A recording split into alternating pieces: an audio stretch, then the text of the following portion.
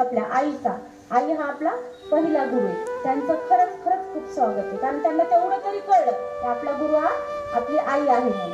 बरोबर आहे. आता ह्याच्यामध्ये आज कळलं, आज व्यास मुनी होते, त्यांचा स्मरणार्थ आपण ही गुरुपौर्णिमा करतो.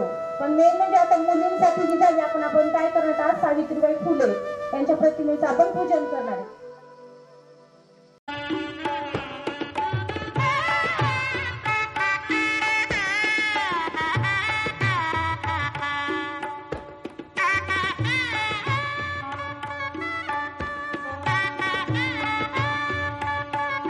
गुरुपौर्णिमा या निमित्त मी सर्वप्रथम समस्त गुरुजनांना वंदन करते. गुरु आपल्याला अज्ञानाच्या अंधारापासून ज्ञानाच्या प्रकाशाकडे घेऊन जातात. गुरुपौर्णिमा हा सण गुरुबद्दल आदर व सन्मान व्यक्त करण्याचा दिवस आहे. गुरुपौर्णिमेलाच व्यास पौर्णिमा असेही म्हणतात.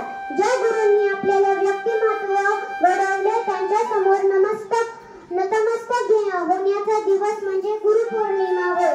धन्यवाद.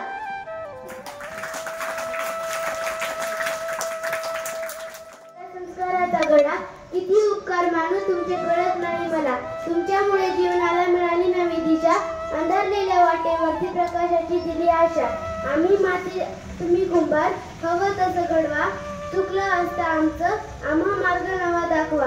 असू दे सदा तुमची ज्ञानरूपी छाया, चला सर्व वंदूया सारे श्री गुरुराया.